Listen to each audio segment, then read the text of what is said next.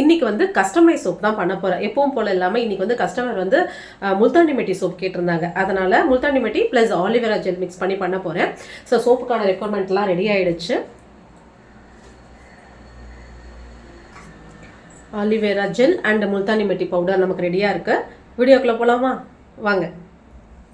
Aloe vera Multani மெட்டியோட அரைச்சி paste ரெடியாக இருக்குது.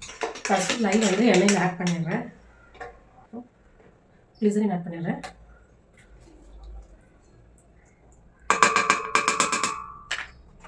ஸோ கிளிசரின் ஆட் பண்ணியாச்சு. இப்போ நம்ம அரைச்சி எடுத்து வச்சிருக்க முல்தானி மெட்டியும் ஆலிவேரா ஜெல்லையும் நம்ம மிக்ஸ் பண்ணிடலாம்.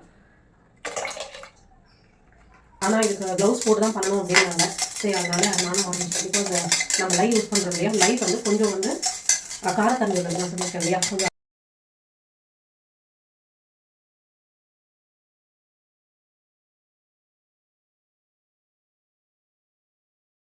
முல்தானி மெட்டியோட யூசஸ் பார்த்தீங்கன்னா முகத்தில் கரும்புள்ளி, தேம்பல், இந்த மங்கல்லாம் இருக்கு இல்லையா, அதெல்லாம் நமக்கு ஃபேஸில் கிளியர் பண்ணி கொடுக்கும். அது இல்லாமல் இதை நம்ம டெய்லி வந்து ஃபேஸ் பேக்காக போட்டோம் அப்படின்னா முகம் வந்து நல்லா பிரைட்னஸ் கொடுக்கும். ஓகேங்களா? ஸோ அதை நம்ம சோப்பாக பண்ணி போடும்போது நம்ம உடம்பு ஃபுல்லாக போடும்போது நமக்கு ஒரு ஃப்ரெஷ்னஸ் கொடுக்கும். அதுக்காக நம்ம வந்து முல்தானி மெட்டி சோப் யூஸ் பண்ணுறோம்.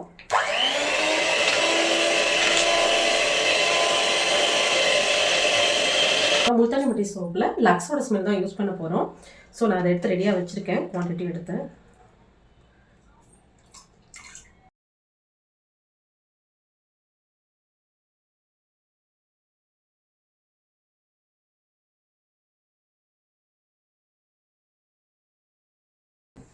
முல்தானி மெட்டி சோப் ரெடி ஆகிடுச்சு. மோர் தென் 30 டேஸ்க்கு அப்புறம் தான் நம்ம அந்த சோப் யூஸ் பண்ணணும்.